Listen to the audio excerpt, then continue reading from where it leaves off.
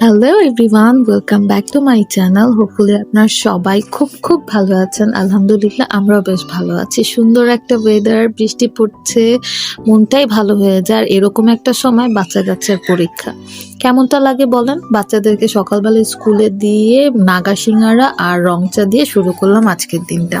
বাচ্চাদের পরীক্ষা নিয়ে বাসায় নিয়ে এসে ওয়েদারটা সেই ঝিরি ঝিরি ঝিরি বৃষ্টি পড়ছে।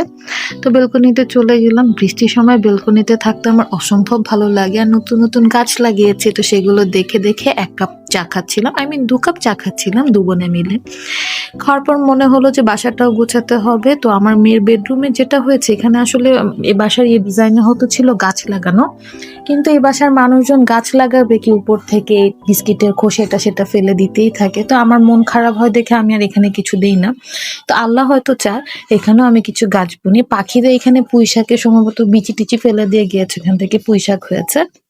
আর আমি একবার বলেছিলাম আমাদের বাসার সামনে গল্পের রেস্টুরেন্ট মানে চায়ের ইটা আছে, তো এখানে চা খেয়েছিলাম, এটাতে আমার বোন গাছ বুনে দিয়েছে। ভালোই লাগছে দেখতে। তো এই তো, এরপর রুমে চলে আসলাম, বিছানাগুলো ঝেড়ে নিচ্ছিলাম। আসলে আজকে বাসায় ঠিক সেই রকম কাজ ছিল না, বাসায় আজকে নোংরাও কম ছিল, তো শুধু বিছানাটাই ঝেড়ে নিচ্ছিলাম। আমার হেল্পিং হ্যান্ড এসে ঝাড়ু দিয়ে ঘর মুছে দিয়ে যাবে। আজকের ওয়েদারের সঙ্গে কেন জানি মনে হচ্ছিল যদি একটু পেঁয়াজি, একটু দুধ চা বা খিচুড়ি খাওয়া যায়। খিচুড়ি যদিও খাওয়া হবে না, আমার বাচ্চারা আজকে খিচুড়ি খেতে চাচ্ছিল না। আমার মনে হলো যে একটু পেঁয়াজি আর ডিম ভাজা হলে আসলে মন্দ হয় না। মাঝে মাঝে না হেভি খাবার খেতে খেতে বিরক্ত হয়ে গেলে এরকম খাবারগুলো খেতে বেশ ভালো লাগে। আর আমার ডালের বড়া বলেন আর পেঁয়াজি বলেন, আমার এটা খেতে খুব ভালো লাগে। আমার বাসায় আমি এগুলো সবসময় রেডি রাখি, যখন আমার খেতে ইচ্ছা করে শুধু ফ্রিজ থেকে বের করে কিছুক্ষণ রেখে আমি ভেজে ফেলি। তো আজকেও সেটা হয়েছে। তো আমি ডাল আগেই বাসা মানে স্কুলে যখন গিয়েছিলাম তখনই বের করে রেখে গিয়েছিলাম। তো আমার বোন হচ্ছে রান্না কিচেনে ওগুলো ভেজে নিচ্ছিল, আর আমি এই পাশ দিয়ে আমার রুমগুলো গুছিয়ে নিচ্ছিলাম। এই যে দেখেন কি সুন্দর না, কিভাবে এরকম একটা জায়গায় থেকে এত গাছপালা বৃষ্টি দেখার পরে কোনো মানুষের মন খারাপ থাকতে পারে?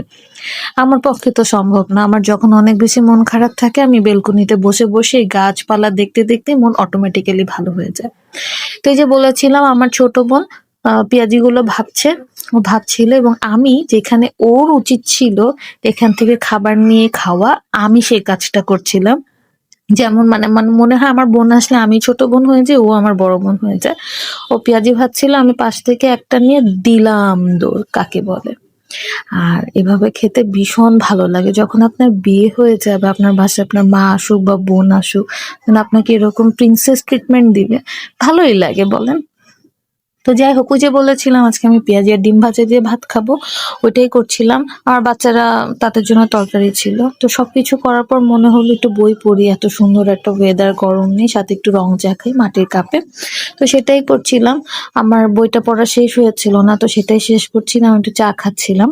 তারপর বিকেল বেলা বাচ্চারা বায়না করলো তারা ফ্রেঞ্চ ফ্রাই খাবে। তো কোনো রকমে বাঁকাতেরা করে কোনোভাবে কেটে নিয়ে ফ্রেঞ্চ ফ্রাই করে দিলাম।